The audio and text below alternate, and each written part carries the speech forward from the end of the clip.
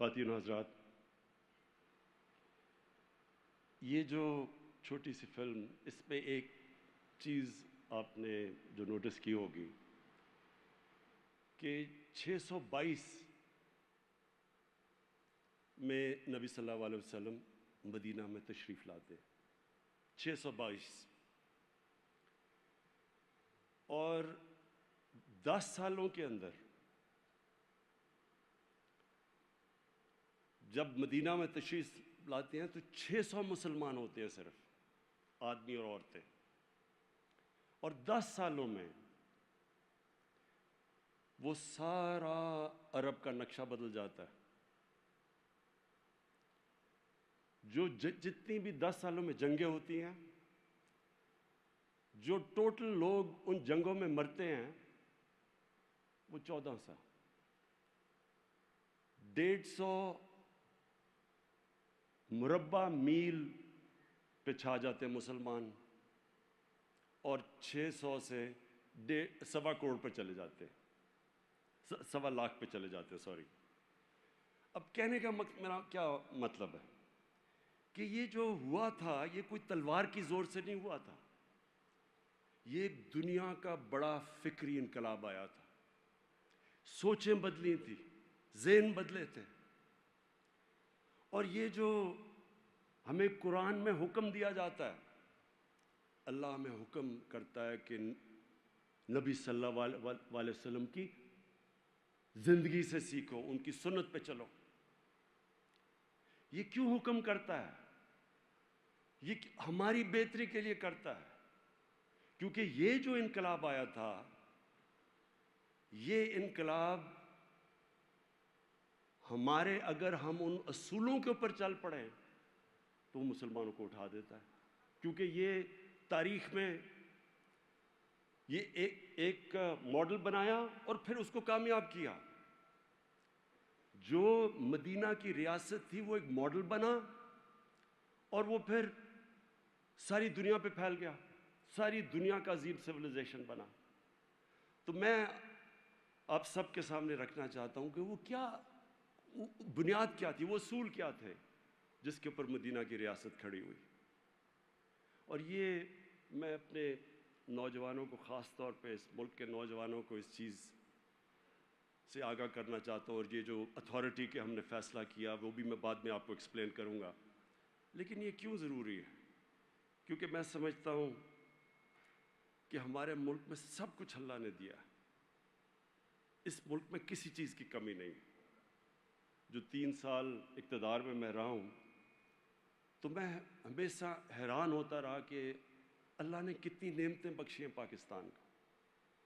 لیکن جو راستہ ہے وہ ہمیں اپنا راستہ ٹھیک کرنا ہے.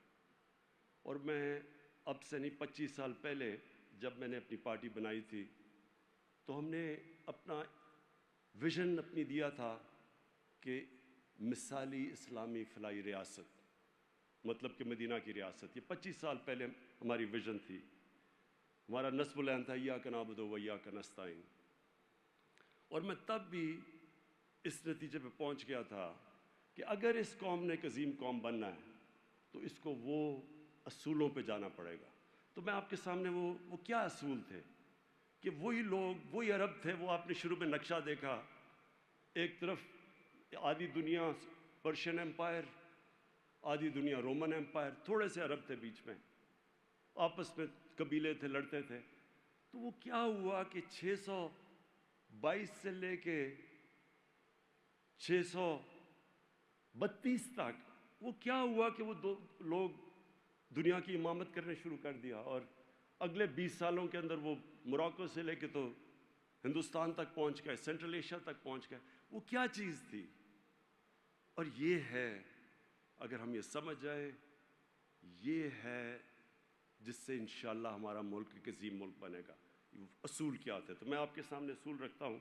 اور میں کوئی اسلام کا اسکالر نہیں ہوں. انشاءاللہ یہ جو ہماری اتھارٹی بنے گی اس میں ہم ابھی سے بڑے بڑے انٹرنیشنل اور پاکستانی اسکالرز کو جمع کر رہے ہیں اور ان کا کام ہے کہ یہ لوگوں تک لے کے جائے. لیکن میں نے اپنی جو تحقیقات کی میں آپ کے سامنے رکھتا ہوں. سب سے پہلے چیز نبی صلی اللہ علیہ وسلم نے کی،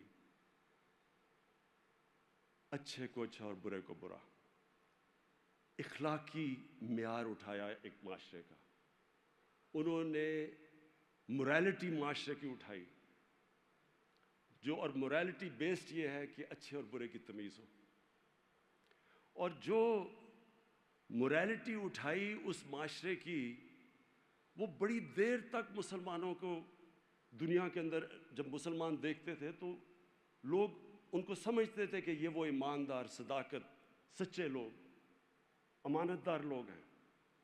آپ حیران ہوں گے کہ جب آپ اکاؤنٹس پڑھیں، جب کروسیڈز کا پہلا، یورپینز کا پہلا ٹاکرا ہوا عربوں کے ساتھ، تو وہ ساری رائٹنگز میں پڑھیں کہ وہ مسلمان ان کو سمجھتے تھے کہ بالکل وحشی ہیں، جنگلی ہیں، اور وہ جب دیکھتے تھے صلاح الدین ایوبی کے اوپر، جب باہر سے آپ کتابیں پڑھیں تو ان کے بڑا کیریکٹر بڑا اوپر تھا، مورل سٹینڈرڈز بہت اونچی تھی ان کی۔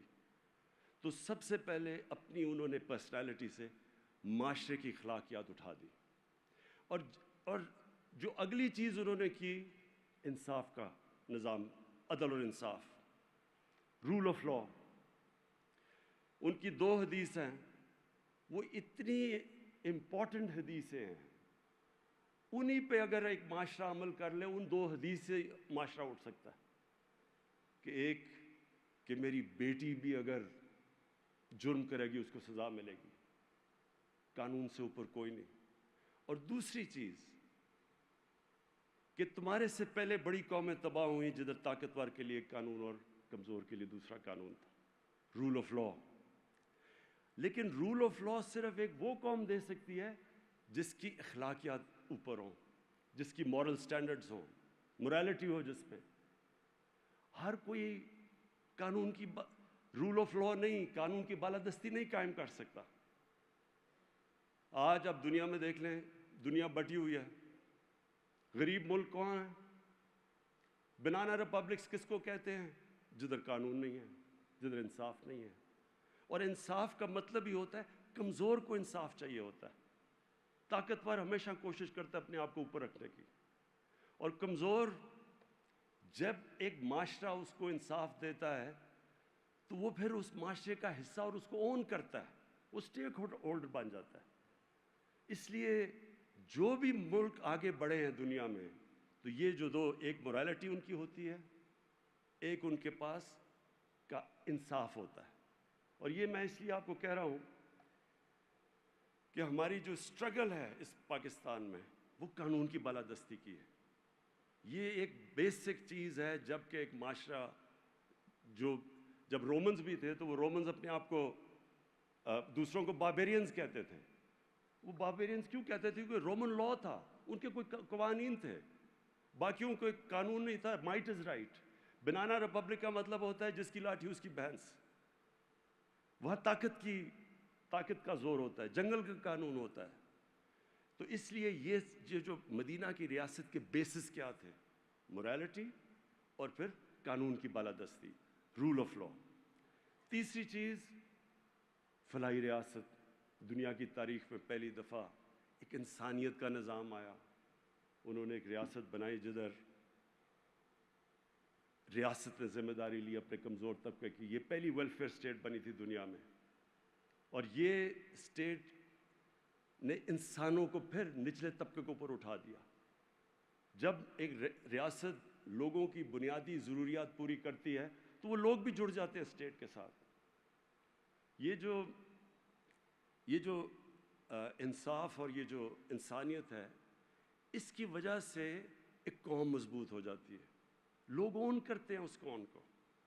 آپ اگر برصغیر کی تاریخ پڑھیں تو جب بھی فوجیں اوپر سے آتی تھیں تو وہ سیدھی وہاں پانی پات کی جنگ ہوتی تھی، اور جو جیت گیا اس کا ہندوستان، کیونکہ فیوڈل سسٹم تھا یہاں قانون کی حکمرانی نہیں تھی، طاقت کی حکمرانی تھی۔ فیوڈل سسٹم کا مطلب کہ جو اوپر بیٹھا ہوتا ہے وہ قانون سے اوپر ہوتا ہے۔ لیکن افغانستان جو ہے اور جو ہمارا قبائلی علاقہ، اس کے اندر ایک جورس سسٹم تھا جس کو جرگہ کہتے ہیں، لوگوں کو انصاف ملتا تھا۔ تو یہ آپ دیکھ لیں کہ سارا یہ علاقہ، انگریز ہوئے، روسی ہوئے، پھر امریکی ہوئے، جو برطانیہ میں نے جب فتح کیا ہوا تھا پورا ہندوستان، یہ جو قبائلی علاقہ تھا یہ مسلسل لڑتا رہا ان کے خلاف. وہ کیوں لڑے؟ کیونکہ وہ آزاد، انصاف نے ان کو آزاد کر دیا تھا. اور آزاد لوگ وہی لڑتے ہیں اپنی آزادی کے لیے. اگر میرے پاس آزادی نہیں ہے، اگر فیوڈل سسٹم ہے، تو مجھے کیا فرق پڑتا ہے کوئی باہر سے آ کے اوپر حکومت کر لے. اس لیے ہندوستان کو فتح کرنا آسان تھا، اس لیے افغانستان مشکل ہے فتح کرنا. وہ فتح کر لیتے ہیں، اس کے بعد پھر قوم کھڑی ہونی شروع ہو جاتی ہے آزادی کے لیے اپنی. تو یہ جو مدینہ کی ریاست میں انہوں نے انصاف دیا اور پھر لوگوں کی بنیادی حقوق دیے، ان کی جو بنیادی ضروریات اسٹیٹ نے پوری کی. اور تیسری چیز، اس میں میرٹ آ گئی. آپ اگر اسلام میں یہ جو پچھلی تاریخ ہے، یہ جو ایک دم ساری دنیا میں چھا گئے، اس میں بہت بڑی وجہ میرٹ تھی. جو بھی اچھا پرفارم کرتا تھا، جو جنرل، وہ اوپر آ جاتا تھا. کوئی کسی کا یہ رائٹ نہیں تھا کہ ہمیں صرف بڑا عہدہ مل رہا ہے. حضرت بلال ایک غلام تھے. حضرت بلال کا عہدہ فائنانس منسٹر بن چکے تھے، 2 ایکسپیڈیشنز لیڈ کی تھی. سلمان فارسی تھا، ایک دم مسلمان ہوا، اس میں صلاحیت تھی، وہ اوپر چلا گیا. تو جو بھی ان کے امت میں جوائن کرتا تھا، اگر اس کے اندر صلاحیت تھی، وہ اوپر چلا جاتا تھا. تو میرٹ کا سسٹم تھا. پھر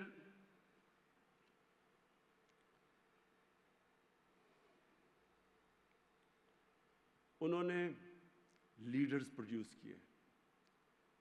جب آپ یہ جو دور ہے، میں نے جو چھوٹی سی فلم میں ایک دم پھیل گئے، تو آپ ساتھ ساتھ یہ دیکھیں گے کہ ایک کے بعد دوسرا لیڈر نکلتا گیا. جو ان کے ارد گرد تھا وہ لیڈر بن گیا. سارے صحابہ لیڈر بن گئے، کیونکہ ان کی انہوں نے جو ان کے اندر کیریکٹر بلڈنگ کی. اچھا، وہ کیا صلاحیتیں تھی، وہ لیڈر بن گئے. لیڈر کے اندر کیا کوالٹیز ہونی چاہیے؟ سب سے پہلے صادق اور امین. کبھی بھی کسی کی رسپیکٹ نہیں کرتی جو ایک ایماندار نہ ہو، سچا نہ ہو اور امانت دار نہ ہو، انصاف نہ کر سکے. کسی فیلڈ کے اندر کرکٹ کیپٹن کی بھی رسپیکٹ نہیں ہوتی. کوئی اگر ادارہ چلا رہا ہے، رسپیکٹ تب ہوتی ہے جب یہ صادق اور امین. اور پھر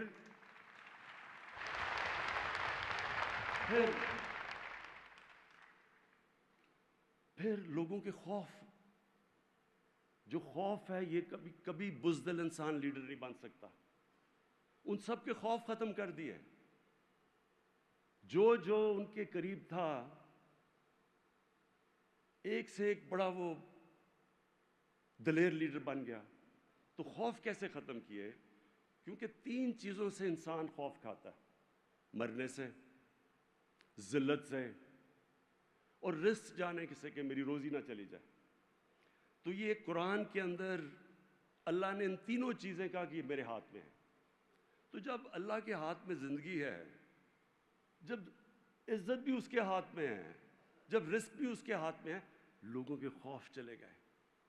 تو وہ ایک ایسے لوگ بن گئے جو کہ لیڈرز بن گئے. اور اتنے چھوٹے ٹائم میں، اور انشاءاللہ یہ ہماری اتھارٹی اس پہ ریسرچ کر کے سامنے لے کے آئے گی کہ کتنے زیادہ لیڈرز اتنے تھوڑے وقت میں بنے. ایک لیڈر نہیں تھا، ایک ہیرو نہیں تھا، ہیروز ہی نکلتے گئے. سب انسان چھوٹے سے، جو مولانا رومی کہتا ہے نا کہ جب اللہ نے تمہیں پر دیے ہیں تو چونٹیوں کی طرح کیوں زمین پہ رینگ رہے ہو. اقبال کے شاہین بن گئے. زنجیریں توڑ دی انہوں نے، جنہوں نے روکا ہوا تھا انسان کو، جو اس کا پوٹینشیل ہے، اشرف المخلوقات، اللہ کی سب سے عظیم مخلوق. آزاد ہو گئے لوگ. چھوٹے لوگ بڑے لوگ بن گئے. دنیا میں وہ پھیل گئے. اچھا، پہلے ان کے ساتھ جو صحابہ تھے وہ سارے لیڈرز بنے، ان کو جو دیکھے نیچے وہ لیڈرز بن گئے. تو سارے مسلمان ملکوں کے اندر جو مسلمان جب پھیلے دنیا میں، تو اس میں سب سے بڑی کوالٹی لیڈرشپ تھی. پھر انہوں نے معاشرے میں کیا کیا؟ خواتین، اس سے پہلے عورتیں پراپرٹیز ہوتی تھی آدمی کی. انہوں نے پہلی دفعہ عورتوں کو پراپرٹیز میں رائٹس دے دیے، حقوق دے دیے. وہ حقوق جو یورپ میں کئی 100 سال بعد آئے، اس وقت انہوں نے عورتوں کو حقوق دے کے معاشرے کے اندر انہوں نے آخری خطبے میں کہا کہ عورت پہ بھی اتنے ہی حقوق ہیں جو آدمی پہ ہیں اور آدمی پہ عورت پہ ہیں. پھر غلاموں کو انہوں نے جس طرح انہوں نے سٹیپس میں غلاموں کو معاشرے کا حصہ بنایا، اس پہ کسی اور قوم کی یہ تاریخ میں یہ نہیں ہے، کوئی مثال نہیں ہے ایسی. یعنی انہوں نے جب کہا کہ اس کو اپنے فیملی ممبر کی طرح رکھو ایک غلام کو، تو وہ جو ان کے کہنے پہ، اور جو حضرت بلال کا جو مثال دی، مسلمان دنیا میں کئی صدیوں تک مسلم سلیو ڈائنسٹیز آئیں. یہاں قطب الدین ایبک ایک غلام تھا جو کہ بادشاہ بن گیا. مملوکس تھے مصر کے اندر جو غلام تھے، اور غلام سے ان کی ڈائنسٹی بن گئی، انہوں نے کئی سو سال حکومت کی وہاں. اور پھر جو مقام تھا، پھر جو عثمانیہ سلطنت تھی، جانصاری ان کی ایلیٹ فورس تھی، وہ ساری غلاموں کو انہوں نے اوپر لا کے ٹریننگ دے کے ان کو اوپر بٹھا دیا. سب سے ایلیٹ ان کی فائٹنگ فورس تھی. تو غلام کا مرتبہ ہی چینج کر دیا، ان کو انسان کی طرح رکھا، فیملی ممبرز کی طرح رکھا. یہ بہت بڑی اس سے نہ پہلے کبھی اس طرح ہوا تھا. اور اب آ کے مجھے افسوس سے کہنا پڑتا ہے کہ اب ہم مغرب میں دیکھتے ہیں تو وہ جس طرح کے اپنے نوکروں کو رکھتے ہیں اور ہم رکھتے ہیں، وہ مجھے کئی دفعہ بہت شرم آتی ہے. پھر بوڑھوں کی عزت، پہلی دفعہ پینشنز مدینہ کی ریاست میں شروع کی گئی تھی کہ بوڑھوں کی ذمہ داری لی ریاست نے، کمزوروں کی، بوڑھوں کی، بیواؤں کی، یتیموں کی. یہ ایک انسانیت کا نظام کھڑا کیا. تو جب آپ دیکھیں دنیا میں اپنی تاریخ دیکھیں تو کون تھے وہ جو ہماری ہندوستان کی تاریخ دیکھ لیں، جتنے بڑے بڑے صوفی تھے یہ سب عاشق رسول تھے.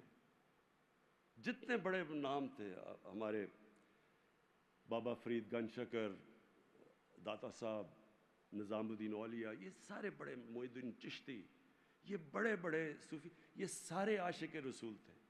اور عاشق رسول ہوتے ہوئے ان کے قدموں پہ چل پہ ان کے کتنا مقام بن گیا. آج بھی ان کے مزاروں کے اوپر لاکھوں لوگ آتے ہیں، ان کو پیار کرتے ہیں، آج بھی ان سے کرتے ہیں. تو اس کی وجہ یہ ہے کہ جو بھی ان کے قدموں پہ چلے گا، جو بھی چلا وہ اوپر آ گیا. اچھا، اب اور پھر انہوں نے کہا چائنا بھی جانا پڑے علم حاصل کرنے کے لیے تو جاؤ. جب سے پیدا ہوتے ہو جب تک قبر میں جاؤ علم حاصل کرو. اور اس کی وجہ سے جو پھر ایک انقلاب آیا، علم کا انقلاب آیا، مسلمان سائنٹسٹ بنے ٹاپ ہر چیز کے اندر. ایک جو بغداد سینٹر بن گیا دنیا کی لرننگ کا، وہ جو بیت الحکمہ تھا، ہاؤس آف وزڈم، ساری دنیا سے کتابیں لائیں، ٹرانسلیٹ کی، نالج سینٹر بن گیا. ایسی مسلمان دنیا میں، کورڈوبا میں، مسلم اسپین میں ایک لائبریری تھی جس میں ساری یورپ سے زیادہ کتابیں تھیں. تو سینٹر آف لرننگ بن گئے مسلمان. لیکن جو سب سے امپورٹنٹ چیز میں کہنا چاہتا ہوں وہ یہ کہ دیکھیں، ہم غلطی کرتے ہیں کئی دفعہ. ہم کہتے ہیں ہمارے پیغمبر رحمت العالمین، اللہ نے ان کو خطاب دیا تھا، سب انسانوں کے لیے رحمت بن کے آئے تھے. اس کا کیا مطلب ہے؟ اس کا مطلب یہ ہے کہ جو انسان ان کی سنت پہ چلے گا وہ اوپر چلا جائے گا. یہ بڑا امپورٹنٹ سمجھنے کے لیے بات ہے، کیونکہ اس میں اقبال نے بڑا زبردست شکوہ اور جواب شکوہ لکھا تھا. مقصد یہ ایک دفعہ شکوہ کہ دیکھیں ہم کدھر تھے اور ہم کدھر پہنچ گئے ہیں. تو جو اقبال نے جواب شکوہ میں لکھا تھا کہ جن چیزوں کی وجہ سے ہم اوپر آئے تھے، جب ہم ان سے نیچے گئے تو ہم نیچے آ گئے. اور جو ملک جن کو ہم کافر سمجھتے ہیں، جب وہ ان کی سنت کے اوپر چلنا شروع کریں گے، وہی اصول جو مدینہ کے ہیں، جو کیریکٹر کے، وہ اوپر آ جائیں گے. کیونکہ رحمت العالمین ہے، جو ان کے قدموں پہ چلے گا وہ اوپر آ جائے گا. اور اس میں بڑی آج کی ذرا میں مثالیں دینا چاہتا ہوں کہ دیکھیں جو ہم ملک جن کو کہتے ہیں کہ وہ اس مسلمان نہیں ہیں، ذرا میں صرف آپ کو مثالیں دینا چاہتا ہوں اپنی زندگی سے. میں پہلی دفعہ جب برطانیہ گیا تو میں حیران ہو گیا وہاں دیکھ کے. مجھے تو کبھی ہمیں تو پتہ ہی نہیں تھا فلائی ریاست کیا ہوتی ہے. اس ریاست کے اندر پہلی دفعہ ہم نے دیکھا کہ انسانیت کیا ہوتی ہے. غریب آدمی کے لیے مفت علاج، غریب آدمی کے بچوں کے لیے مفت تعلیم اور بہترین تعلیم. اگر وہ غریب آدمی بے روزگار ہوتا تو اس کو ان امپلائمنٹ بینیفٹس ملتے ہیں، اسٹیٹ اس کا دھیان رکھتی ہے. عدالت میں جاتا ہے اور اس کے پاس پیسے نہیں ہیں تو لیگل ایڈ ملتی ہے اس کو. یہ میں نے پہلی دفعہ چیزیں دیکھی وہاں جا کے. اور رول آف لا یعنی قانون. میں آپ کو اپنا بتاؤں کہ میرا ایک وہاں کیس تھا انگلینڈ کے اندر. انگلینڈ کا بہت بڑا سٹار تھا ایان بوتھم. تو میں صرف آپ کو بتانا چاہتا ہوں کہ کیا فرق کیا ہے اور کیوں وہ آگے نکلیں، کیوں ہم پیچھے ہیں اور کیسے ہم آگے نکل سکتے ہیں. میرا کیس تھا، وہ بھی انگلینڈ کا بڑا نام تھا، میرا اس سے کرکٹ میں بڑا مقابلہ ہوتا تھا. تو اس نے میرے اوپر عدالت میں کیس کر دیا. اس نے بھی سب سے بڑا وکیل لیا، میں نے بھی انگلینڈ کا سب سے بڑا وکیل لیا. تو مجھے یاد ہے میں جب میری اس سے پہلی بات ہوئی اور وہ میرے سے پوچھ رہا تھا، میرے ایویڈنس لے رہا تھا، تو اس نے مجھے روک دیا.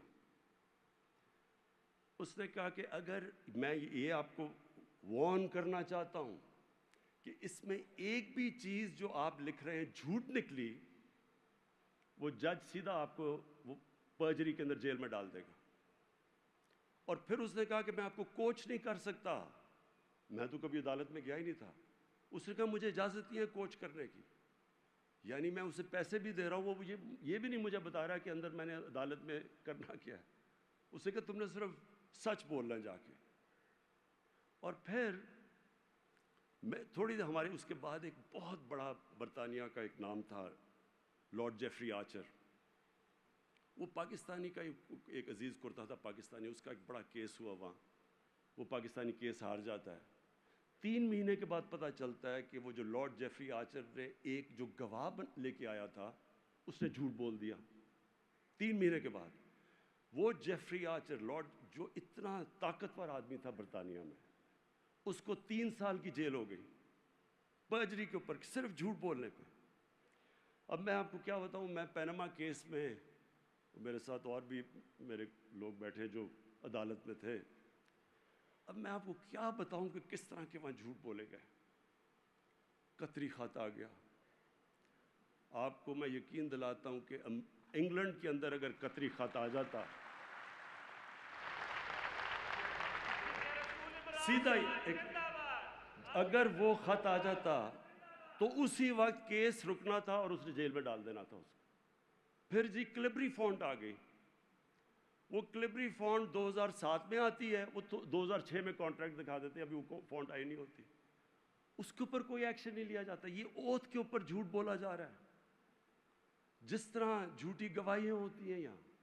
یعنی وہاں کا عدالتی نظام اور یہاں کا زمین آسمان کا فرق ہے. اور میں تب سمجھا کہ آپ کے پاس مورل اتھارٹی ہونی چاہیے انصاف کرنے کے لیے. اگر آپ کے پاس مورل اتھارٹی، آپ انصاف نہیں کر سکتے. کسی کی جرت نہیں ہے وہاں. ادھر کا پارلیمنٹری نظام، اب پارلیمنٹری نظام جو ہے ہم نے بھی انہی کا اپنایا ہوا ہے، ہمارا ویسٹ منسٹر ماڈل ہے. اب وہاں کا پارلیمنٹ، کیونکہ میری 20 سال گزرے وہاں، تو وہاں کا جو پارلیمنٹری نظام ہے جس کے اوپر ان کی ساری پارلیمنٹری ڈیموکریسی چلتی ہے، وہ ہے ہی اگر آپ کے پاس اخلاقیت. اگر آپ کے پاس اخلاقیت کا معیار ہے تو وہ ڈیموکریسی کامیاب ہو سکتی ہے، نہیں تو وہ نہیں چلتی. اور اسی لیے برطانیہ کی پارلیمنٹری ڈیموکریسی چلی نہیں ہے سوائے برطانیہ کے اور اینگلو سیکسن ملک میں. کینیڈا میں چل گئی، آسٹریلیا، نیوزی لینڈ کے علاوہ ساری جگہ پہ وہ بندر بانٹ بن جاتی ہے. کیونکہ اس کے لیے ایک بڑا آپ کو مورل سٹینڈرڈ چاہیے ہوتے ہیں اس ڈیموکریسی کے لیے. وہاں کبھی کوئی تصور بھی نہیں کر سکتا کہ جناب ووٹ بکے گا. وہاں کوئی چھانگا مانگا جیسی اور وہ جو بند کر کے یا مری میں بند کر کے بھیڑ بکریوں کی طرح کبھی لوگ نیلام نہیں ہوتے. ادھر کوئی سوچ نہیں سکتا. یہ سب کو پتہ ہے سینٹ کے اندر الیکشن میں پیسہ چلتا ہے. وہاں کوئی تصور بھی نہیں کر سکتا یہ. وہاں اگر کسی کے اوپر کنوکشن ہو جائے یا چلے اس کے اوپر الزام لگ جائے کہ اس نے پبلک کے پیسے کی چوری کی ہے، وہ پارلیمنٹ تو چھوڑے، وہ کسی میڈیا میں اپنی شکل نہیں دکھا سکتا۔ تو دیکھیں، یہ میں آپ کو صرف سمجھانے کی کوشش کر رہا ہوں کہ ہمارے پاس اللہ نے سب کچھ دیا ہے، لیکن وہ جب آج جو ہمارا سارا پروگرام اور آج جو ہم سیلیبریٹ کر رہے ہیں 12 ربیع الاول، ہماری کوشش ہونی چاہیے کہ ان کی طرف پہلے سنت سیکھے تو صحیح، جو اللہ نے وعدہ کیا ہے کہ جو ان کی سنت پہ چلے گا وہ اوپر چلا جائے گا، اس لیے تو وہ رول ماڈل ہیں۔ میں نے اپنی ذرا ڈیموکریسی دیکھتا ہوں، اپنی جو اخلاقیات وہ دیکھتا ہوں، اور میں یہ سمجھتا ہوں کہ یہ ہماری سب سے بڑی جنگ ہے اس ملک کی۔ جب تک ہم اپنے ملک کے اندر یہ قانون کی بالادستی قائم نہیں کرتے، جب تک ہم یہ جنگ نہیں جیتے، نہ یہاں ملک میں صحیح جمہوریت آنے لگی ہے، نہ یہاں ملک میں خوشحالی آنے لگی ہے۔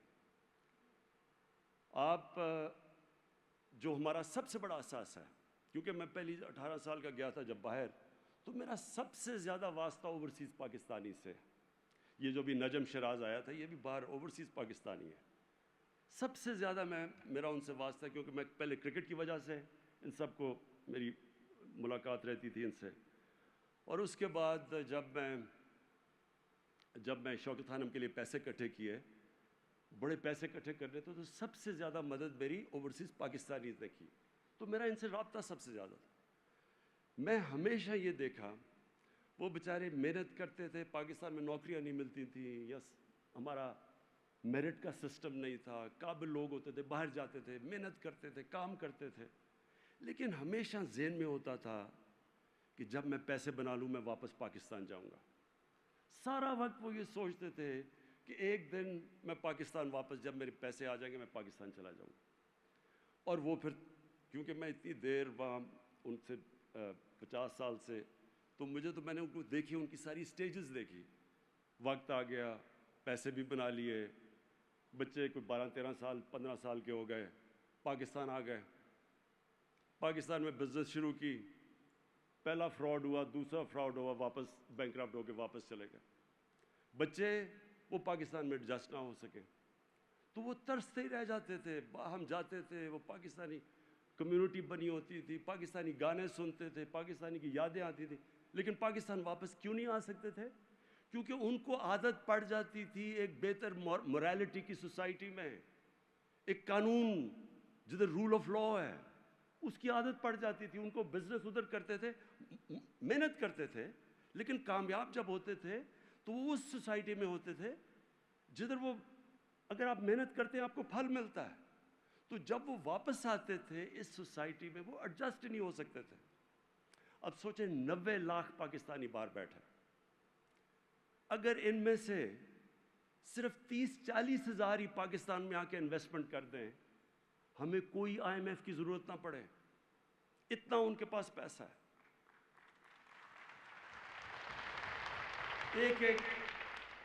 ایک پاکستانی میں جانتا ہوں جس کے پاس صرف اکیلے کی دولت اتنی ہے جتنا ہمارے IMF کا قرضہ ہے، ایسے جانتا ہوں میں وہاں۔ لیکن ان سے پوچھیں کہ آپ پاکستان کیوں نہیں آتے، وہ پاکستان کا سسٹم ان کو پاکستان نہیں آنے دیتا، وہ ترستے ہیں پاکستان آنے کے لیے۔ تو یہ جو مورالٹی، قانون کی بالادستی، یہ ہمارے ملک کے لیے، اس لیے اگر ہم نے خوشحال ہونا ہے تو ہمیں ضرورت ہے اس کی۔ اپنے ملک کو جب تک جو پوٹینشیل آزاد کرنا ہے تو تب تک یہ نہیں ہوگا جب تک ہم اس ملک میں قانون کی بالادستی قائم نہیں کریں گے، جب تک ہم اپنی اخلاقیات کو نہیں اوپر لے کے جائیں گے۔ اور یہ اللہ نے جب رحمت العالمین کا خطاب دیا تو انہوں نے کہا کہ جو ان کے راستے پہ چلے گا وہ اوپر چلا جائے گا۔ آپ دیکھ لیں، آپ برطانیہ کے اندر ایک بڑا زبردست ایک سیکنڈ ورلڈ وار میں ایک انسیڈنٹ ہے کہ ہٹلر کی فوجیں سارا یورپ فتح کر لیا، انہوں نے سارا یورپ فتح ہو گیا۔ اب وہ انتظار کر رہی ہیں برطانیہ میں آنے کے لیے، صرف راستے میں سمندر ہے، بمباری ہو رہی ہے، بلٹس ہو رہی ہے، ایک بلڈنگ نہیں کھڑی لندن کی، تباہ ہو رہی ہیں بلڈنگ. تو لوگ خوف زدہ ہو کے ان کے پرائم منسٹر ونسٹن چرچل کے پاس پہنچتے ہیں اور کہتے ہیں کہ پرائم منسٹر صاحب کیا ہم بچ جائیں گے؟ کیا ہم قوم بچ جائے گی؟ اس نے آگے سے جواب دیا کہ کیا ہماری عدالتیں انصاف دے رہی ہیں؟ وہ دنگ رہ گئے کہ ہم کہہ رہے ہیں کہ اس کی ہٹلر کی بمباری ہو رہی ہے، تباہ کر رہا ہے ملک ہے، وہ کہہ رہا ہے آگے سے کہ عدالتیں انصاف دے رہی ہیں. اصل میں وہ مطلب اس کا یہ تھا کہ کیا ہمارے میں ابھی تک وہ اخلاقی معیار ہے کہ ہماری عدالتیں انصاف دے رہی ہیں، کہ ان میں قوت ہے انصاف دینے کی؟ تو ہوا کیا؟ برطانیہ تو بچ گیا، جرمنی بھی شکست کھا گیا، جاپان بھی شکست کھا گیا. جرمنی کے اندر ایک بلڈنگ نہیں کھڑی تھی جب جنگ ختم ہوئی. جاپان کے اوپر 2 ایٹم بم گر چکے تھے. 10 سالوں میں دونوں قومیں کھڑی ہو گئیں. کیوں کھڑی ہو گئیں؟ کیونکہ اخلاقیات کو بمباری سے آپ تباہ نہیں کر سکتے.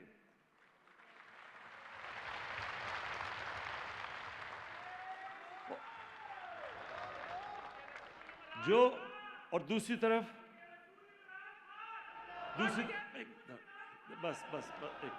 دوسری طرف آپ دیکھ لیں ہماری زندگی میں بیروت، سارے مڈل ایسٹ کا بیروت کو کہتے تھے پیرس ہے مڈل ایسٹ کا. ہم نے اپنی زندگی میں سارے یہاں سے بھی سوچتے تھے جی بیروت جانا ہے، وہ اتنی زبردست جگہ. آج بیروت اور لیبنن فیلڈ سٹیٹ کہا جا رہا ہے. آج ان کی اکثریت غربت کی لکیر سے نیچے چلی گئی ہے. کیا وجہ ہے؟ وجہ دیکھنی ہے تو وہ جو لوگ سڑکوں پہ نکلے ہوئے وہ کیا کہہ رہے ہیں کہ ہماری گورنمنٹ کرپٹ ہے. ہماری گورنمنٹ کرپٹ ہے یہ کیوں کہہ رہے ہیں؟ کیونکہ وہاں جو طاقتور ہے وہ قانون سے اوپر ہے، وہ پیسے بنا رہا ہے، اس کو ان کا قانون کا نظام نہیں پکڑ سکتا. اور وہی ملک جو سب سے خوشحال علاقہ تھا، جس کی ساری مڈل ایسٹ سے لوگ چھٹیاں منانے جاتے تھے، وہ آج ایک فیلڈ سٹیٹ بنا ہوا ہے. ساری جس طرح میں پھر سے جو بنانا ریپبلک ہوتی ہے وہ وسائل کی کمی سے نہیں ہوتی. ایک غریب قوم وہ اس لیے ہوتی ہے وہاں قانون نہیں ہوتا، انصاف نہیں ہوتا. جو یہ فیکٹ آئی پینل کی رپورٹ ہے، اور یہ میں پھر سے بار بار دہراتا ہوں، یہ ضرور سمجھ لیں، یہ ہمارے لیے یہ غور کرنے کی، غور و فکر کرنے کی ہے. یہ fact I panel United nations کے سیکرٹری جنرل نے ایک بڑے ماہروں کی پینل بنائی. اس نے پوچھا بتاؤ یہ غربت کیوں بڑھتی جا رہی ہے ان ملکوں میں ڈیولپنگ ورلڈ میں، اور امیر اور غریب ملک میں فاصلے کیوں بڑھتے جا رہے ہیں؟ تو انہوں نے سال لگا کے رپورٹ تیار کی، اور اس رپورٹ میں وہ یہ کہتے ہیں کہ ہر سال ہماری طرح کے، پاکستان کی طرح کے ملک جن کے ملک میں رول آف لا نہیں ہے، طاقتور کو قانون کے نیچے لانے کی ان کی مورل سٹرینتھ نہیں ہے، ان کے پاس وہ اخلاقیات نہیں ہے کہ طاقتور کو قانون کے نیچے لانے کے لیے ان کے قانون کے نظام میں ادھر سے 1,000 ارب ڈالر ہر سال چوری ہو کے، منی لانڈر ہو کے آف شور اکاؤنٹس میں جاتا ہے، اور لندن اور بڑے بڑے شہروں کے اندر جا کے پراپرٹیز لی جاتی ہیں. یہ اس کی یونائٹڈ نیشنز کے سیکرٹری جنرل کی فیکٹ آئی پینل کی رپورٹ ہے. تو مطلب یہ ہے کہ جب یہ سارے ملک، اگر ان کے ملکوں کے اندر انصاف کا نظام نہیں ہوگا، خوشحالی نہیں آئے گی. وہ جو مدینہ کی ریاست کے اندر انہوں نے اصول سیٹ کیے تھے، وہ پہلے تو خوشحالی نہیں تھی. پہلے 6 سال اگر انہوں نے، خیر بڑی، جب ہم اس کے اوپر اور بھی فلمیں بنائیں گے، کہ پہلے 5-6 سال تو بہت برے حالات ہیں مسلمانوں کے، لیکن انہوں نے پہلے انصاف قائم کیا، اخلاقیات اٹھائی سارے معاشرے کی، اور اس کے بعد انہوں نے فلاحی ریاست بنائی. یعنی پیسے نہیں بھی تھے لیکن انہوں نے غریبوں کو اوپر اٹھایا، ان کی اسٹیٹ نے ذمہ داری لی. اس سے وہ معاشرہ تک جڑ گیا. وہ سب، جب میں غریب آدمی ہوں، مجھے پتہ ہے کہ اگر معاشرہ میری مدد کر رہا ہے اور ملک میری مدد کرتا ہے، اور میں اگر طاقتور میرے سے کوئی ظلم کرے تو میں عدالت میں جاؤں گا, مجھے انصاف ملے گا, میں کھڑا ہو جاؤں گا اس ملک کے ساتھ. اس طرح انہوں نے اس کو قوم بنایا. پہلے تو قبیلوں میں بٹے ہوئے تھے, وہ کیسے ایک دم سپر پاور بن گئے؟ کیونکہ ان ساروں کو پتا تھا کہ یہ جو ریاست ہے یہ ہماری ہے. انہوں نے اون کیا کہ ہمیں انصاف بھی دیتی ہے, ہماری بنیادی ضروریات بھی پوری کرتی ہے, میرٹ ہے یہاں, میں محنت کروں گا تو میں اوپر آ جاؤں گا. یہ نہیں کہ وہاں صرف چند خاندانی اوپر بیٹھے ہوئے ہیں, جو محنت کرے گا اوپر آ جائے گا. قوم کو آزاد کر دیا. اور پھر اور اپنی مثال سے جو لیڈرشپ انہوں نے کھڑی کی, ان کو شاہین بنا دیا. تو لیڈرز بھی بن گئے, قوم بھی آزاد ہوگی, اس قوم پھیل گئی دنیا پہ. تو ہمارا چیلنج اب کیا ہے؟ ہمارا چیلنج یہ ہے کہ ہمارے جو یوتھ ہے, ہمارا جو نوجوان ہے اس ملک کا, اس کو ہم صحیح طرف لگائیں, اس کا راستہ ہم صحیح کریں. اکثریت اس ملک کے نوجوانوں کی ہے. اور میں اپنے نوجوانوں کو یہ پیغام دینا چاہتا ہوں کہ دیکھیں, مجھے تو اللہ نے سب کچھ دے دیا. میں وہ ایک خوش قسمت انسان ہوں جس کو کوئی کسی قسم کی ضرورت نہیں ہے. جو میں چاہتا تھا, جس طرح کی جو بھی چیز ہے, اللہ نے تو مجھے سب کچھ دے دیا. میں صرف یہ چاہتا ہوں کہ میں پہلی جنریشن تھا اس ملک کی, ہمارے ماں باپ غلام ہندوستان میں پیدا ہوئے تھے. ہم بچپن میں ساری وقت کہانیاں سنتے تھے جو ماں باپ ہمیں بتاتے تھے کہ تمہیں نہیں پتہ غلامی کیا ہے, کس طرح انگریز یہاں حکومت کرتا تھا, کس طرح ہماری کوئی حیثیت نہیں تھی. تو ہم بڑے ہوئے تھے اس چیز سن کے.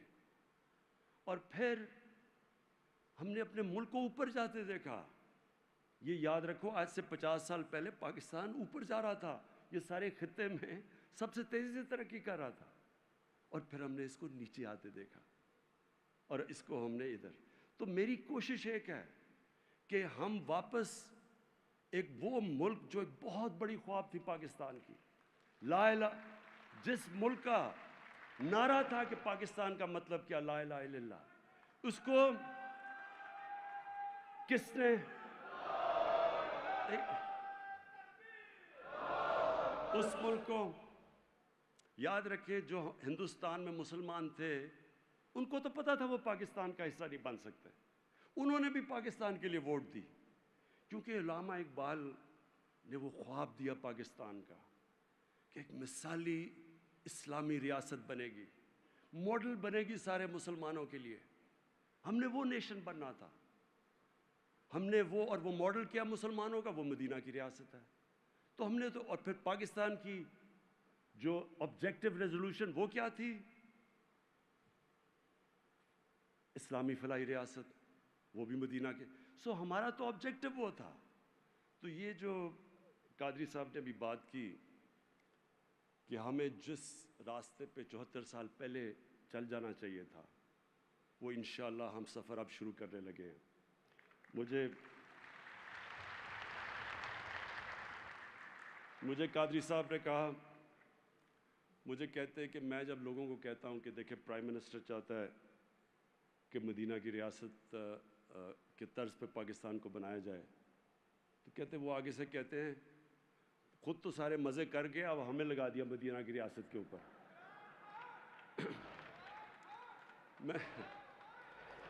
میں نے قادری صاحب کو کہا, میں نے قادری صاحب کہ ہم ایک وقت ایسا تھا, مجھے بھی لوگ کہتے, ہمارے بڑے کہتے تھے کہ آپ یہ کس راستے پہ لگے ہوئے ہیں, یہ غلط راستے پہ ہیں. تو میں تب سوچتا تھا, میں کہ انہوں نے کیا پتا کہ اس راستے میں کیا ہے, انہوں نے تو دیکھا ہی نہیں ہے, ان کو تو پتہ ہی نہیں ہے. مجھے پتہ ہے, میں نے وہ سارا راستہ دیکھا ہوا ہے. میں نے ساری, جو لوگ تصور کرتے ہیں,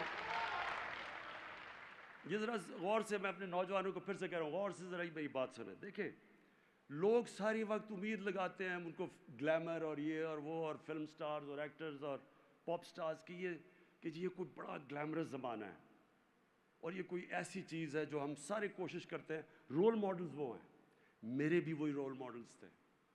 ہم جب ایچ ایس کالج سے نکلے تو مجھے تو یہ چیزیں پتہ نہیں تھی اپنے نبی صلی اللہ علیہ وسلم کی. مجھے تو کوئی مدینہ کی ریاست کی صحیح معنی میں سمجھ ہی نہیں تھی.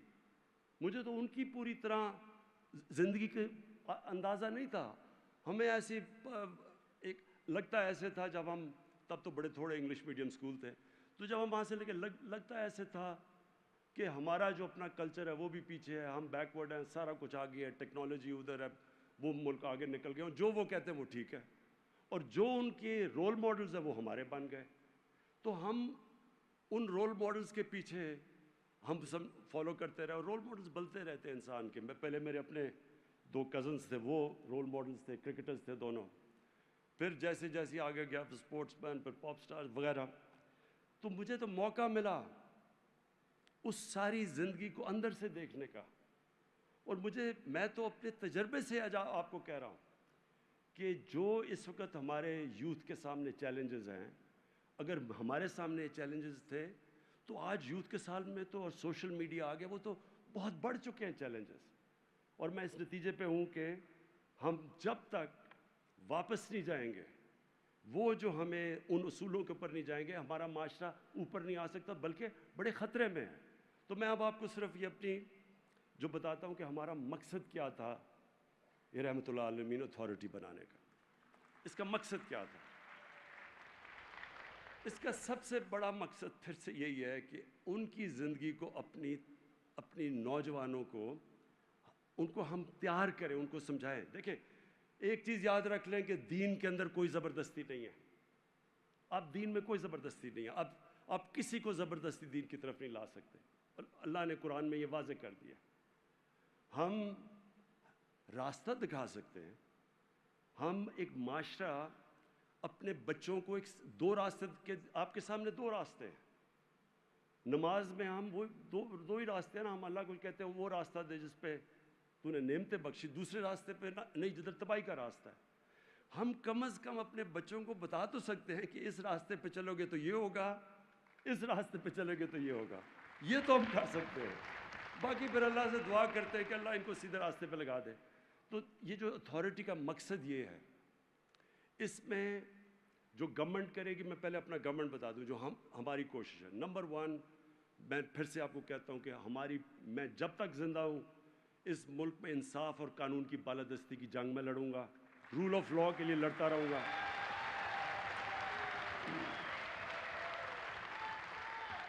یہ جو لوگ اپنے آپ کو اس ملک میں قانون سے اوپر سمجھتے ہیں, وہ سمجھتے ہیں کہ وہ جو مرضی جرم کریں, یہ اس ملک کا قانون ان کو پکڑنا نہیں چاہیے یا پکڑ نہیں سکتا. وہ جب تک ہم ان کو قانون کے نیچے نہیں لے کے آئیں گے, جب تک طاقتور قانون کے نیچے نہیں آتا, آپ کبھی بھی یہ نہ سوچیں کہ نیچے سرکاری نوکر پٹواری اور یہ پیسے نہیں لیں گے. ہمیشہ اوپر سے معاشرہ ٹھیک ہوتا ہے, جو مدینہ کی ریاست میں ہوا تھا. نبی صلی اللہ علیہ وسلم نے اوپر سے معاشرے کو ٹھیک کیا تھا.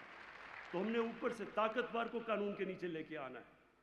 جو ان کی پھر سے کہ بڑی قومیں برباد ہوئی تمہارے سے پہلے, جیسے طاقتور کے لیے ایک قانون اور کمزور کے لیے دوسرا تھا. قوم کبھی بھی ساری جتنے یہ غریب ملک ہیں, ہر ملک کا یہی مسئلہ ہے. ہر غریب ملک کا مسئلہ یہ ہے کہ ان کی ایلیٹ نے پیسہ سارا باہر رکھا ہوا ہے. ان کے بھی آف شور اکاؤنٹس ہیں, ان کے بھی بڑے بڑے مغربی کیپٹلز میں بڑی بڑی پراپرٹیز ہیں. تو یہ تو جنگ لڑیں گے. اور دوسرا فلاحی ریاست, وہ انشاءاللہ اس کے اوپر پورے ہم لگے ہوئے ہیں. میں یہ آج کل کے جو مشکل دور ہے, مہنگائی ہے, باہر سے ساری قیمتیں, کرونا کی وجہ سے انفلیشن آئی ہوئی ہے, قیمتیں مہنگی ہیں. ہم ابھی احساس کا پروگرام شروع کریں گے انشاءاللہ, جس میں ہم نیچے 1.25 کروڑ خاندانوں کو ہم ان کو پیسے دیں گے, کھانے پینے کی چیزوں کی, گندم کے, ان کو ہم سبسڈائز کریں گے انشاءاللہ. اگلے مہینے سے ہم شروع کر رہے ہیں. پھر ہمارا کامیاب پاکستان آ رہا ہے, وہ بھی ایک بڑا ریولوشنری پروگرام ہے. قرضے دیں گے نوجوانوں کو سود کے بغیر.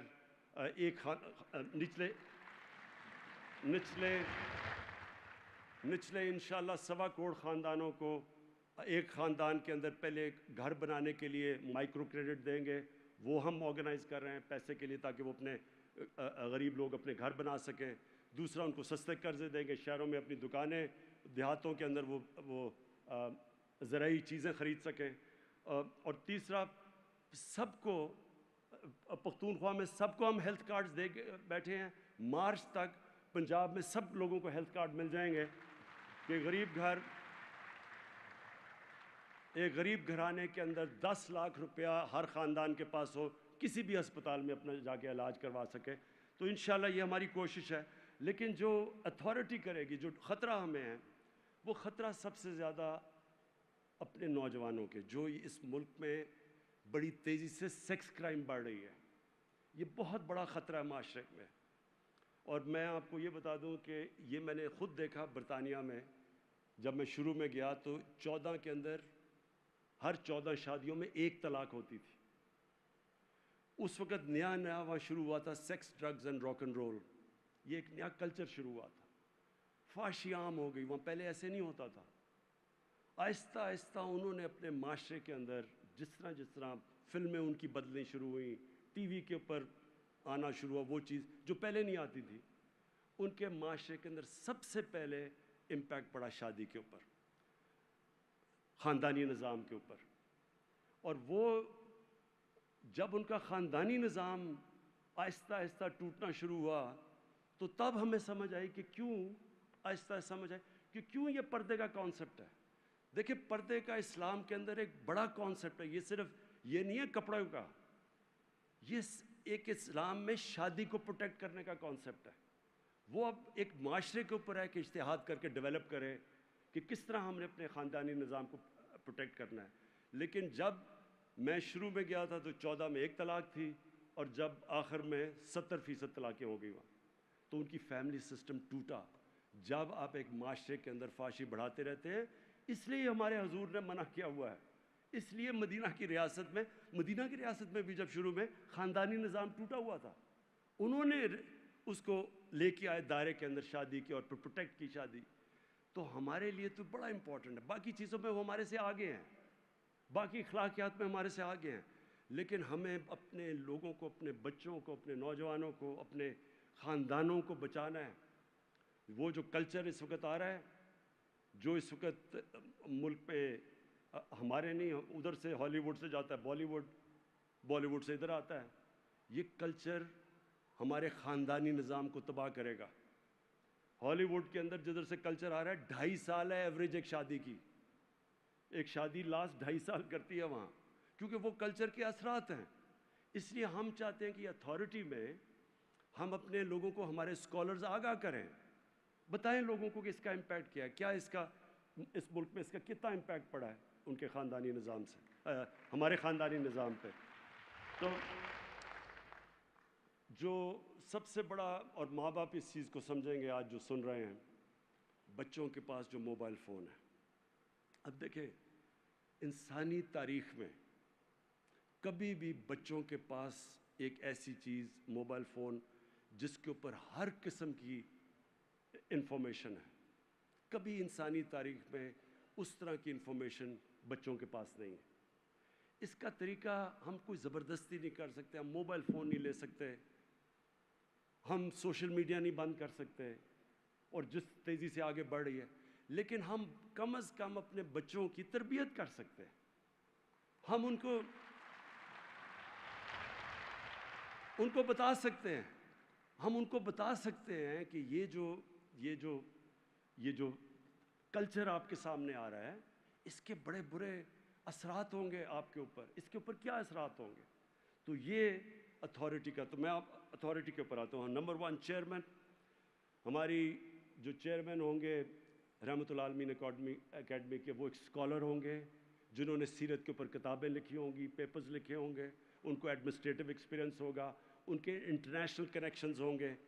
کیونکہ کوشش یہ ہوگی, اور میں اچھے ابھی اسکالر سے ملا بھی ہوں, کوشش یہ ہوگی کہ وہ بڑا زبردست کام دنیا میں ہو رہا ہے, بڑے بڑے اسکالرز پاکستان کے باہر زبردست کام کر رہے ہیں.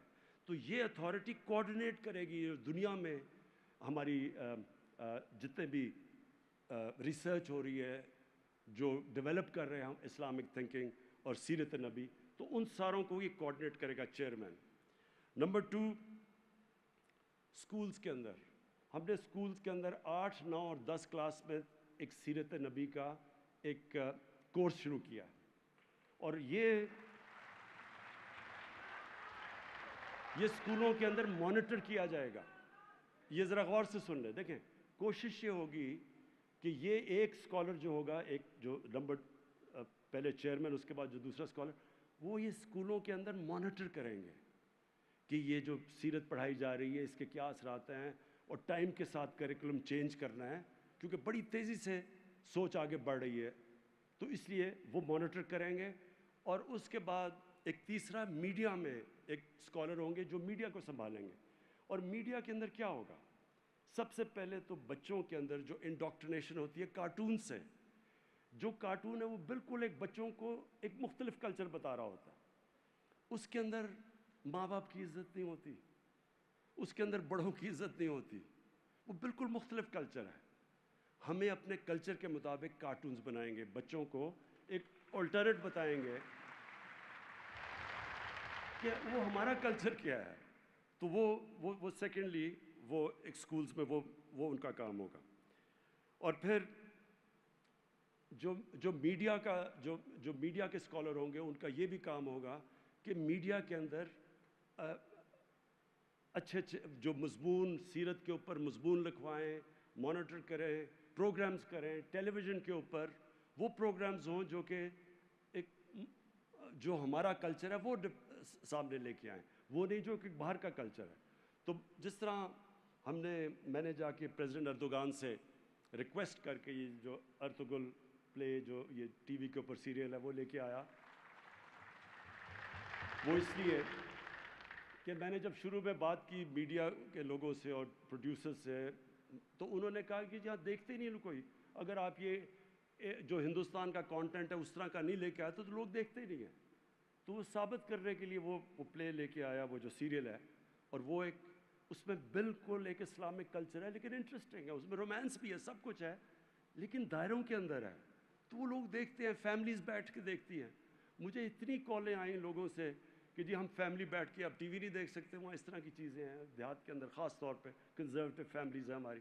تو اس لیے یہ جو میڈیا کے اندر ایک الٹرنیٹو ہم لوگوں کو چوائسز دیں گے کہ آپ دیکھ سکیں, ہم روک تو کچھ نہیں سکتے لیکن ہم ان کو چوائس دیں گے. پھر ایک انٹرنیشنل سیل اس میں ہوگا.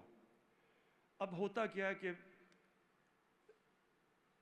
ہمارے نبی صلی اللہ علیہ وسلم کی شان میں گستاخی ہو جاتی ہے. وہ ریاکشن کیا ہوتا ہے کہ ہم آ کے اپنے ملک میں توڑ پھوڑ شروع کر دیتے ہیں, اس سے فرق کچھ نہیں, ان کو تو فرق کچھ نہیں پڑتا. اور ہوتا کیا ہے کہ وہ بلکہ وہاں وہ اور زیادہ یہ چیز اسلاموفوبیا کو آگے بڑھاتے ہیں, کہتے ہوئے کہ دیکھیں جی یہاں تو فریڈم آف ایکسپریشن نہیں ہے, یہ تو لوگ بڑے تنگ نظر ہیں. تو اس لیے یہ جو ہوگا یہ ہم اسکالرس کے ساتھ انٹرنیشنل, یہ جو انٹرنیشنل سیل ہوگا یہ باقیوں سے ٹائی اپ کر کے پھر ایک بڑا انٹلیکچوئل ایک سوچ سمجھ کے ہمارا رسپانس جائے گا, جو کہ یو این کو بھی جائے گا, جو بڑے اداروں کو بھی جائے گا, تاکہ وہ ساروں کو پتہ چلے کہ اصل میں کیوں مسلمان شور مچاتا ہے. ان کو کیا پتہ کہ ہم کتنا عشق کرتے ہیں اپنے نبی سے, تو ہم کم از کم ان کو بتائیں, کوئی سوچ, ایک سیل بیٹھے جو کہ ان کی زبان میں, جو مغربی ان کی کلچر کی زبان میں ان کو ایکسپلین کر سکے, جو ابھی تک ہم نہیں کر سکے. اور پھر یونیورسٹیز کے اندر ریسرچ کروائیں گے. اب دیکھیں کبھی کسی نے کبھی ریسرچ, میں نے تو نہیں پڑھی, کتنی دفعہ یونیورسٹیز میں ریسرچ ہوئی ہے کہ یہ جو فینومینا تھا کہ 624 جنگ بدر, 636 624 میں 313, 636 11 سالوں کے بعد رومنز ہار جاتے ہیں یارمک میں, پورا یعنی سپر پاور, اور اگلے سال پرشین دوسری سپر پاور گھٹنے ٹیک دیتی ہے. تو یہ کیا ہوا تھا, کیوں نہیں اس فینومینا کے اوپر ریسرچ ہوتی, کتابیں ہوتی, یہ یونیورسٹیز کے اندر ڈیبیٹس کیوں نہیں ہوتی. تو انشاءاللہ یہ, اور جیسی آپ ڈیبیٹس کریں گے لوگوں کو خود ہی سمجھ آنا شروع ہو جائے گا کہ ہمارا عروج کیوں تھا اور زوال کیوں ہے, اسی میں سمجھ آ جائے گی. اور پھر اسپیشل پروجیکٹس, ایک ہمارے اسکالر ہوں گے جو اسپیشل پروجیکٹس کے اوپر بیٹھے ہوں گے. اس کا کیا مقصد ہو کہ جو ہمارے بڑے دن ہے, مثلاً 12 ربیع الاول ہے, اس پہ ان کا کام ہوگا کہ لوگوں کو پھر سے یہ سیرت ایکسپلین کریں. ہم آ کے خوشیاں بنا کے چلے گئے ہیں. کیا ہمیں پتہ ہے کہ ہم جس انسان کے لیے ہم خوشیاں بنا رہے ہیں اس کی اپنے سنت پہ عمل کرتے ہیں؟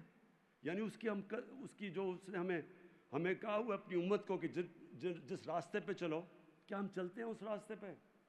تو وہ اور پھر عرس ہوتے ہیں، بڑے بڑے ہمارے صوفیہ جن کے بزرگ جو ہیں ان کے بڑے بڑے عرس ہوتے ہیں، اتنے لوگ آتے ہیں، دھمال ہوتی ہے، سب ہوتا ہے، ڈانس کرتے ہیں لوگ، خوشیاں بناتے ہیں، چرس پیتے ہیں اور اس کے بعد چلے جاتے ہیں.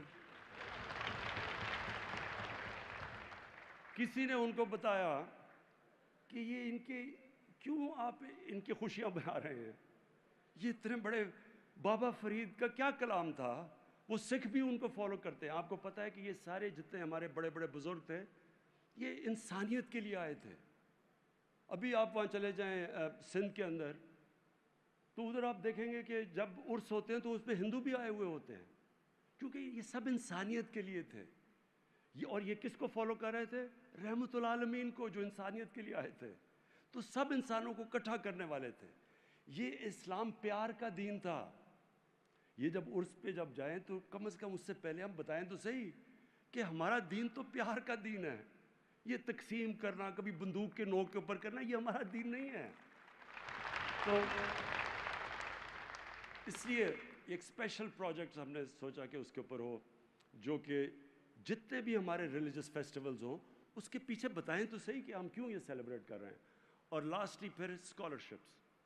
ہم نے ابھی تک رب العالمین کے رحمت العالمین کی نام پہ اسکالرشپس دیے ہیں، اور ان اسکالرشپس میں ایک پھر یہاں بیٹھ کے جو ہماری اتھارٹی میں ہوگا اس کا کام یہ ہوگا کہ دیکھیں کہ کیا پہلے تو اسکالرشپس میرٹ پہ جا رہی ہیں، آن لائن پوری کمپلینٹس جن اسکالرشپ جو بھی لیں گے ان کے کوئی بھی کمپلینٹس ہیں، مسئلے آ رہے ہیں، کوئی ایسے اسٹوڈنٹس ہوں گے جو قابل لوگ ہوں گے، پڑھ رہے ہیں، یعنی کسی سبجیکٹ میں بھی پڑھ رہے ہیں اور ان کے پاس پیسے ختم ہو جاتے ہیں، وہ یہاں آن لائن ہمیں کانٹیکٹ کریں گے. مقصد اس کا یہ ہوگا کہ ہم سروس کریں گے قابل لوگوں کو رحمت للعالمین اسکالرشپس کے نام پہ، تاکہ وہ ہمیں کانٹیکٹ کر سکیں. ادھر سے وہ کریں گے، ادھر سے سارا سینٹرلائز ڈیٹا بیس اس کا بنے گا، اور انشاءاللہ یہ پھر اس کو ایکسپینڈ کرتے رہیں گے. میں آخر میں صرف ایک چیز کہنا چاہتا ہوں کہ دیکھیں، میری کوشش یہ ہے کہ میرا جو نوجوان ہے پاکستان کا، اس کو یہ جو اللہ نے اتنا عظیم ملک دیا ہے اور ان لوگوں کو پوری طرح اندازہ نہیں ہے، سب کچھ دیا ہے. میں صرف یہ چاہتا ہوں کہ میری طرح وہ یہ چلیں، اور رول ماڈلز تو ہوتے ہیں، رول ماڈلز تو ہر انسان کے ہوتے ہیں، لیکن ان کا نمبر 1 رول ماڈل میرے نبی صلی اللہ علیہ وسلم بن جائے. اور ہم پوری طرح، ہماری گورنمنٹ پوری مدد کرے ان کو پورا آگاہ کرنے کے لیے کہ ان کی وہ کیا وجہ تھی، ان کے اندر کیا صفتیں تھیں کہ دنیا میں نہ کبھی ایسا انسان آیا اور نہ آ سکتا ہے، اور جس کو اللہ نے اپنا حبیب مانا. وہ سارے میرے نوجوانوں کو سب کو پتہ چل جائے، تاکہ وہ پھر ہمیں پھر کچھ کرنے کی ضرورت نہیں پڑے گی. یہی ہمارا نوجوان انشاءاللہ اس ملک کو ایک عظیم ملک بنا دے گا. شکریہ.